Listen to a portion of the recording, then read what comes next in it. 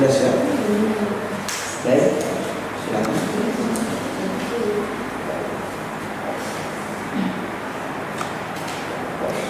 Assalamualaikum warahmatullahi wabarakatuh. Waalaikumsalam warahmatullahi wabarakatuh. Perkenalkan, nama saya Nazila Salsabila Wafat. Izinkan saya mempresentasikan makalah yang berjudul Dampak Penggunaan Rokok di Kalangan Remaja.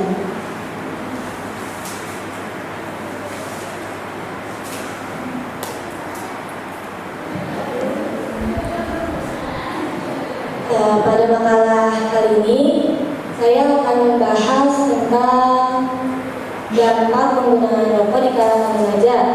Penggunaan rokok di kalangan remaja merupakan salah satu masalah kesehatan publik yang mendesak untuk ditangani.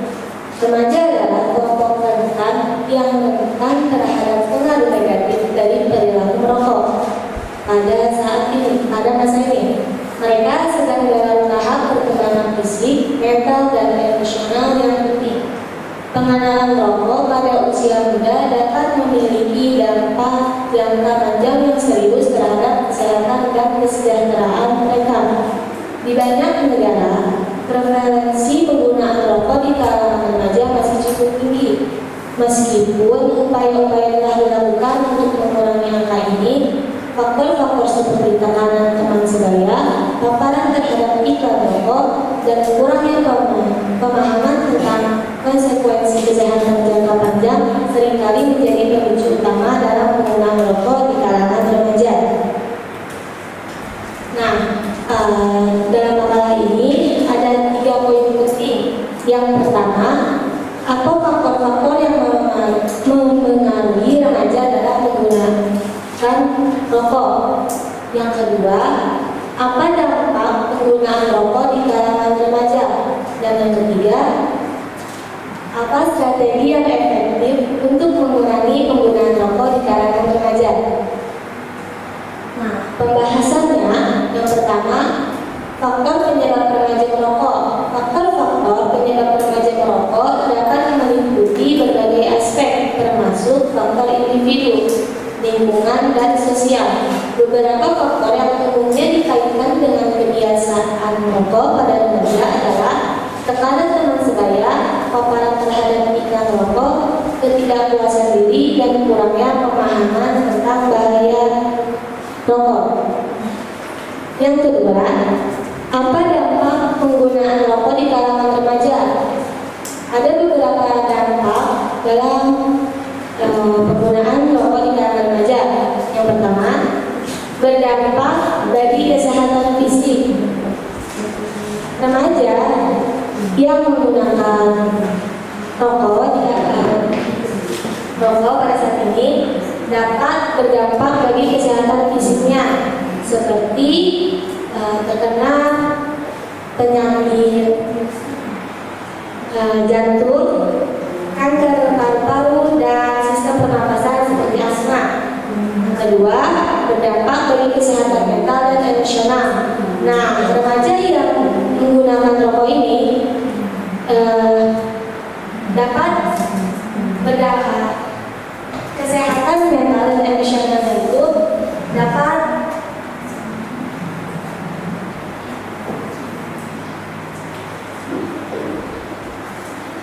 yang kedua, berdampak bagi kesehatan mental dan emosional. Bagi pengguna yang menggunakan rokok, remaja ini emosionalnya bakal terganggu, seperti semisal nih dilarang oleh kedua orang tuanya untuk tidak boleh merokok. Nah si remaja itu bakal emosionalnya itu tidak stabil. Nah, jadinya itu dapat berdampak bagi kesehatan mental dan emosional.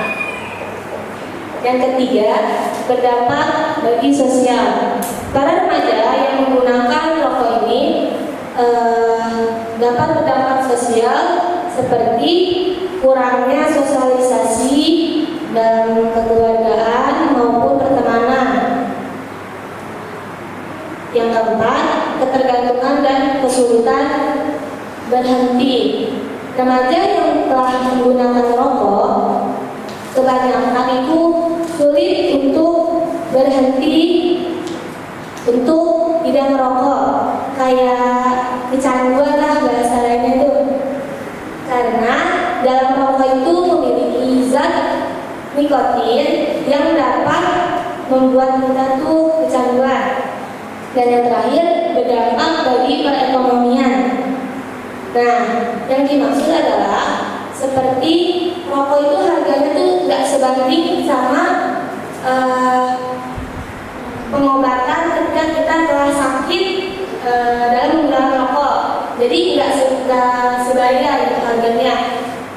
Seperti membeli rokok tuh harga sebesar 20.000, sedangkan untuk pengobatan ya gara-gara rokok, misal kita terkena penyakit jantung nih, nah harganya tidak sebayar dengan pas beli rokoknya. Dan yang ketiga, apa strategi yang efektif untuk mengurangi penggunaan rokok di kalangan remaja? Yang pertama, pendidikan dan kampanye kesehatan. Memberikan pendidikan kesehatan yang komprehensif tentang bahaya merokok kepada remaja melalui program-program di sekolah, komunitas, dan media sosial. Kampanye kesehatan yang kreatif dan informatif juga dapat membantu meningkatkan kesadaran remaja tentang konsekuensi merokok. Yang kedua, penguatan regulasi, meningkatkan dan menegakkan regulasi terkait dengan penjualan, promosi, dan konsumsi rokok di kalangan remaja. Hal ini mencakup penegakan larangan penjualan rokok kepada remaja di bawah usia tertentu, pembatasan iklan rokok, dan peningkatan pajak rokok untuk mengurangi akses dan daya beli remaja terhadap produk tembakau. Kesimpulan yang dapat diambil dari presentasi saya kali ini, masalah ini harus segera ditindaklanjuti agar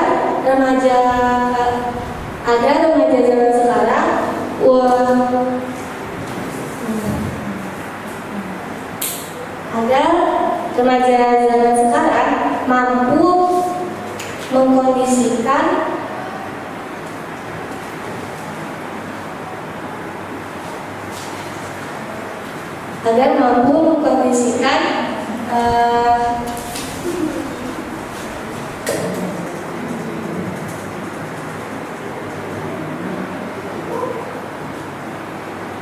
kesimpulan yang diambil dari makalah ini, masalah ini harus segera ditindaklanjuti oleh pihak kesehatan maupun pihak masyarakat lainnya agar generasi sekarang dapat menjadi generasi yang maju dan anti merokok dalam usia yang seharusnya sudah ditentukan.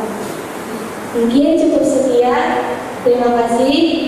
Wassalamualaikum warahmatullahi wabarakatuh. Waalaikumsalam warahmatullahi wabarakatuh. Silakan Bu. Terima kasih atas pemaparannya. Langsung saya awali dari saya, ya. Nanti disambung dengan pertanyaan-pertanyaan lain. Saudara Najla tadi menyebutkan bahwa beberapa dampak penggunaan bagi remaja disebutkan ada 5 ya. Dampak kesehatan fisik, kesehatan mental dan emosional, dampak sosial, ketergantungan dan kesulitan berhenti, yang terakhir dampak ekonomi. Yang ingin penguji tanyakan, saudara Najla ini bisa menyebutkan 5 ini dari mana? Apakah benar-benar melihat langsung orang yang merokok itu mental dan emosionalnya itu menjadi kacau atau menurun, atau yang sini malah saya tidak setuju? Dampak sosial, remaja yang merokok mengalami stigmatisasi sosial dan penolakan dari teman sebaya yang tidak merokok. Padahal dibalik sebenarnya, yang tidak merokok malah yang tidak dapat teman sehingga ikut-ikut merokok. Itu asumsi dari saya. Silakan dijawab, ini dari mana kamu dapat ini? Apakah kamu ini melalui penelitian yang kamu lakukan? atau melihat langsung atau observasi dan sebagainya. Silakan.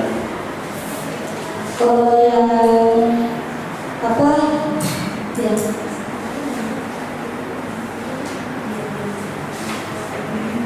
yang pertanyaan pertama itu saya menanyakan langsung ke salah satu saudara saya yang menggunakan rokok. Ya, karena pas saya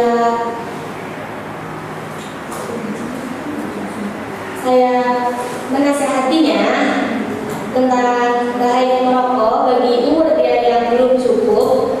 Nah, itu emosional dia itu meningkat gitu.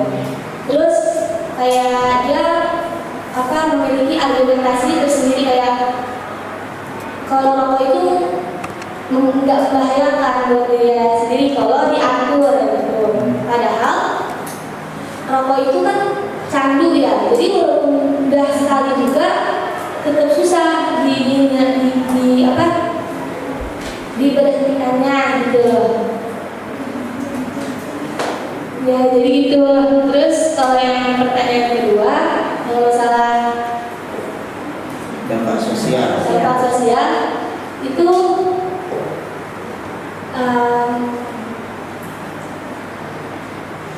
dampak sosial itu karena saya menganalisis sendiri kayak mengamati beberapa yang menggunakan rokok tuh sama yang nggak menggunakan rokok.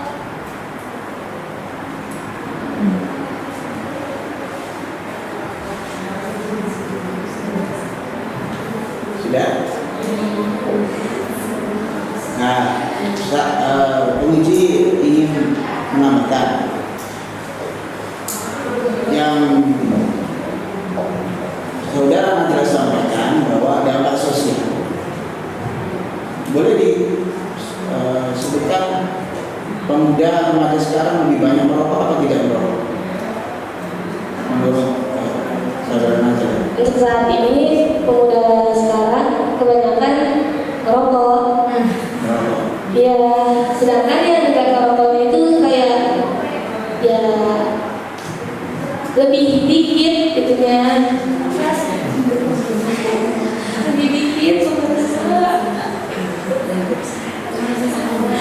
Nah, ini kan saya lihat di sini remaja yang merokok mengalami penolakan dari teman sebaya yang tidak merokok.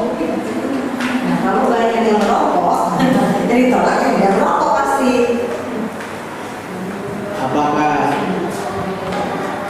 mungkin begini, bukan mungkin, dilihat dari faktanya, kalau teman sebaya biasanya tidak ada pengaruh. Tapi kalau untuk ibu-ibu biasanya kan, ibu-ibu rumah tangga, kemudian perempuan-perempuan, biasanya kalau yang anti dengan merokok biasanya akan menghindar. Kalau teman sebaya mungkin ini lebih dispesifikkan lagi ya. Yang karena ini harus diuji, karena kalau ini didengar orang yang merokok, wah kamu dicerca pertanyaan, apalagi ekonomi. Saya dari dulu merokok juga kaya saja. Nah, itu kan pertanyaan-pertanyaan yang muncul. Saya dari dulu merokok juga nggak mati-mati, dampak kesehatan fisik. Memang itu dilema dalam perokokan, dunia perokokan. Itu ya Najla. Jadi dalam penggalian data nanti harus lebih detail. Kamu mau wawancarai siapa? Besok jadi mahasiswa. Ketika wawancara, sekarang kan ada HP, ada itu bisa direkam. Ini loh saya wawancarai orang yang pernah sakit bertahun-tahun karena rokok misalnya. Orang yang bolong ininya gara-gara rokok. Itu membuktikan bahwa kamu benar-benar membuktikan bahwa ini dampak kesehatan fisiknya seperti itu.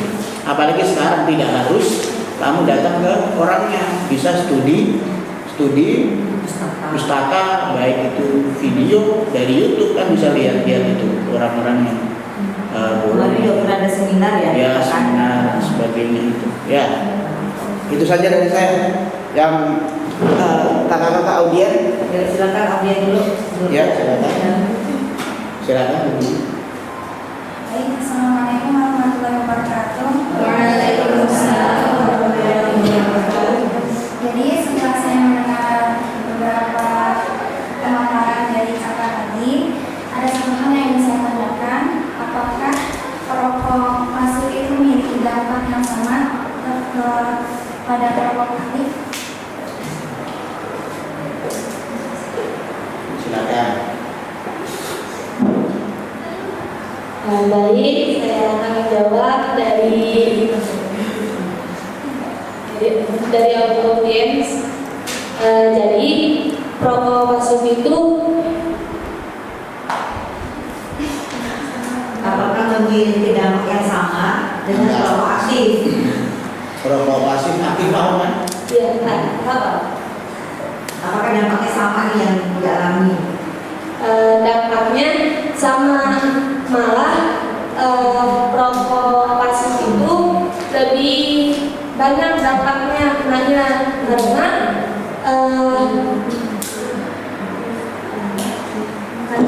misal gini, bapak kamu rokok, terus Kok tahu? terus kamu kan dia rokok ya pasti. Nah, kamu di dekat bapakmu, nah itu asapnya tuh pasti bakal kena kamu. Walaupun kamu nyium juga tetap itu asap masuk kan ke tubuh kamu itu. Nah, itu asapnya itu double. Yang pertama asap dari rokok, yang kedua itu kan apa? Asap dari bapak itu bapak kamu, napas bapak kamu, jadi double gitu. Nah, itu dampaknya tuh bahaya ke kamu. Jadi dampak dari pasif orang pasif itu lebih besar dampaknya daripada rokok aktif gitu kan. Dan Bu, silakan yang lagi. Ya, Ya, silakan. silakan. Saya ingin bertanya, jadi kan dampak rokok itu kan gak mungkin langsung ya, kayak kan dia merokok di umur 18, dia gak mungkin langsung sakit dia kan pada saat umur 18 tahun itu. Nah, kadang tuh kayak kita udah bilangin kayak kamu jangan ngerokok, tapi dia tuh kayak orang belum kena dampaknya, jadi gak bakal berhenti. Nah, rata-rata kan orang kena dampak rokok itu ketika tua ya kan, kayak ininya bolong atau kayak gimana gitu kan. Nah, terus gimana caranya biar dia itu berhenti sebelum kena dampak itu gitu loh, masa mau nunggu kena dampak dulu baru berhenti gitu. Nah itu kalau udah dibilangin aja gak bisa, itu pakai cara apa lagi gitu?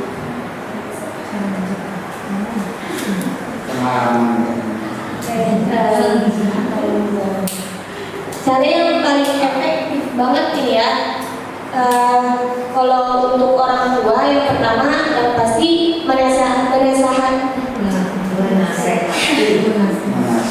menasehatinya terlebih dahulu, itu yang pertama. Yang kedua, kalau misalkan dia masih keras kepala kayak enggak ini orang belum sakit, enggak kenapa-napa, mau udah rokok.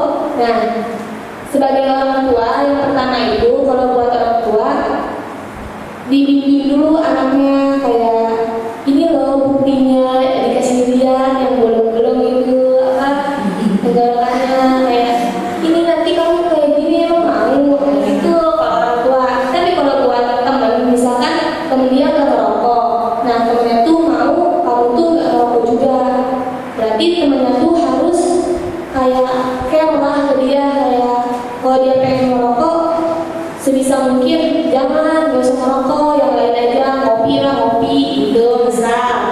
Terus kalau misalkan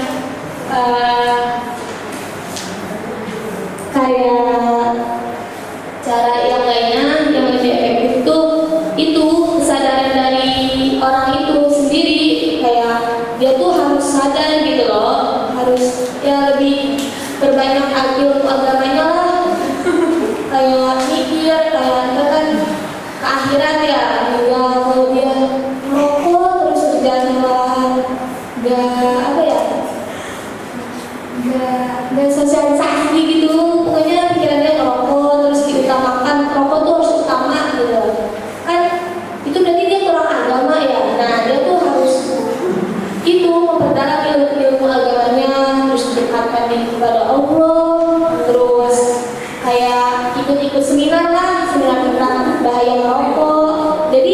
yang paling utama itu kunci dari semuanya diri dia sendiri kayak gitu. Kok kayak misalkan orang lain udah masih tahu, tapi kalau dia masih keras kepala, ya udah berarti tunggu hidayah dari dia sendiri gitu.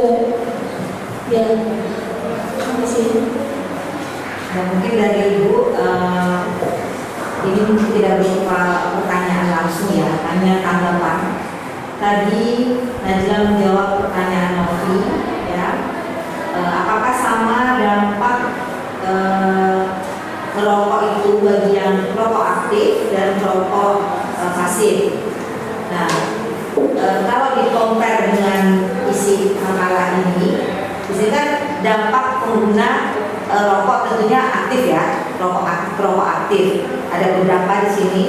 Nah, mungkin untuk yang tadi jawaban dari pertanyaan Novi itu tidak mencakup semua aspek yang ada di sini. Kalau begitu ya, mungkin hanya satu dampak kesehatan barangkali ya. Itu memang betul yang tadi dijelaskan oleh Najla bahwa sama antara rokok aktif dan pasif itu dampak terhadap kesehatannya mungkin sama 50-50 atau bahkan ada yang lebih parah yang yang pasif yang terkena dampak yang lebih berat, ada seperti itu. Nah, untuk dampak-dampak yang lain dirasa tidak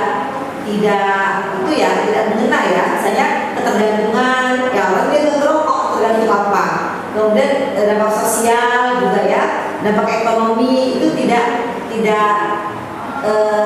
berlaku buat si perokok pasif. Nah, mungkin itu. Uang belanjanya berkurang. Ya, dia tidak merokok, dia belanja berkurang karena suaminya merokok. Nah, mungkin itu. Yang kedua, pertanyaan dari audiens yang kedua tentang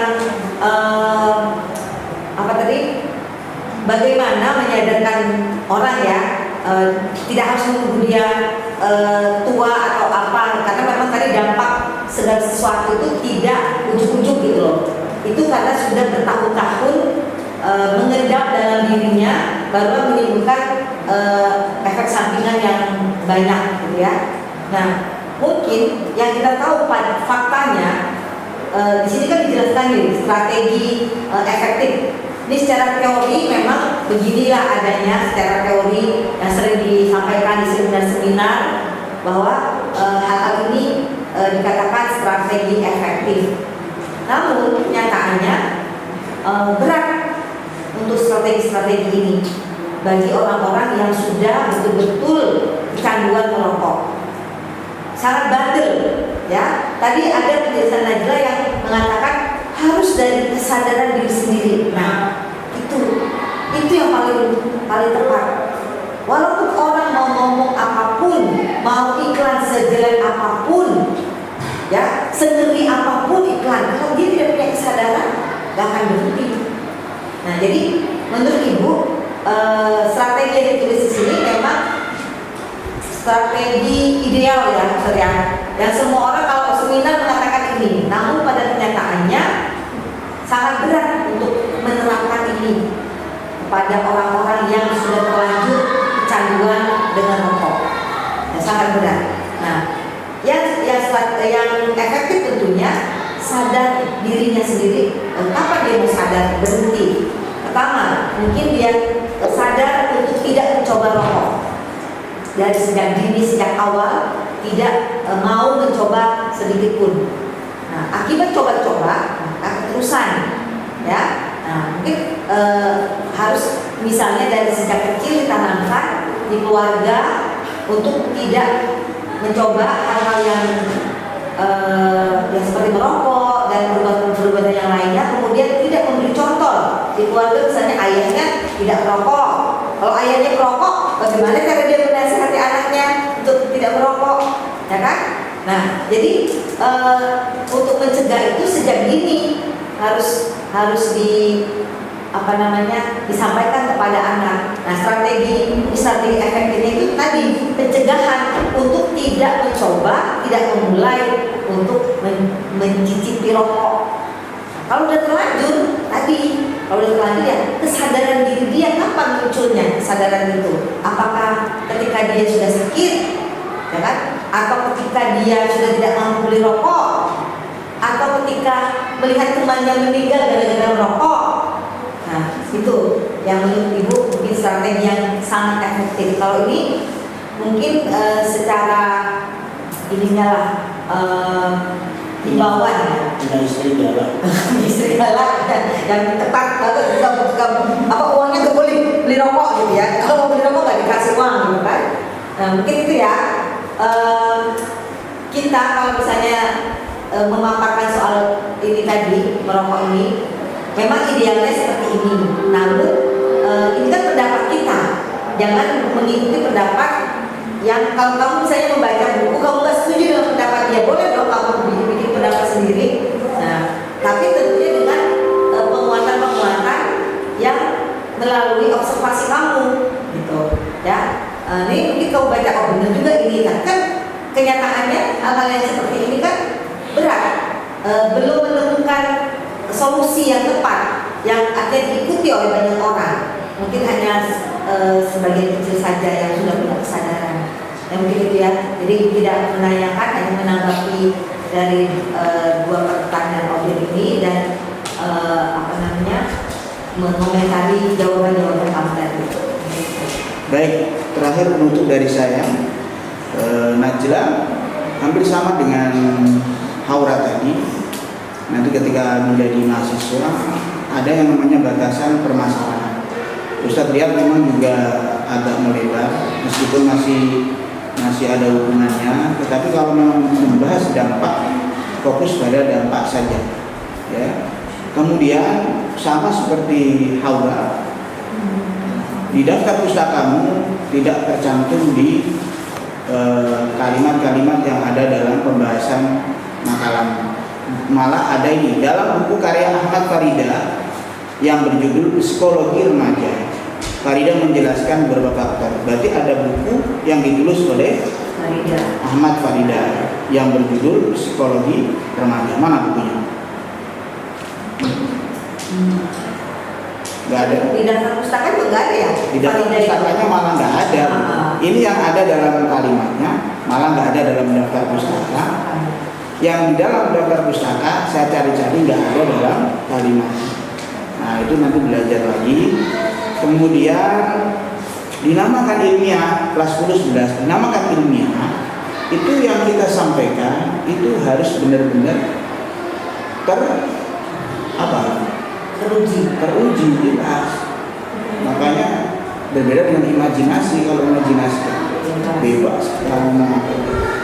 Makanya ketika kalian ditanya harus sebenarnya kalau ilmiah dilengkapi dengan dibantu dengan pendapat-pendapat yang sudah kalian siapkan, misalnya dari ini, dari siapa ini. Makanya banyak membaca nanti ketika menjadi mahasiswa. Kalau kalian jadi mahasiswa kalau tidak membaca, kamu tidak dapat apa-apa, anak. Kalau nggak membaca, nggak sering ikut organisasi. Ya, masa kayak anak sekolah biasa itu ke kampus, terus kuliah, pulang lagi tidur.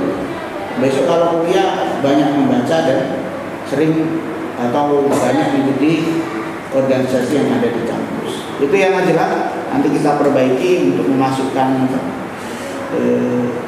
dan harusnya kamu sama seperti Haura, lebih banyak observasi, angket, wawancara dibandingkan dengan studi pustakanya. Studi pustaka mungkin beberapa saja, tapi yang benerin.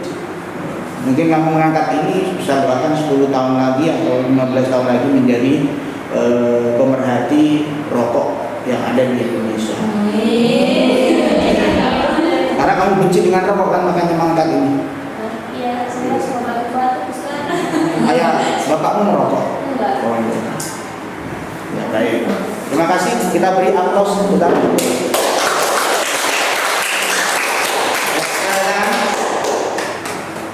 Peserta terakhir, habis ini terakhir, habis kita lihat ya. Hari ini tidak ada snack ya, besok.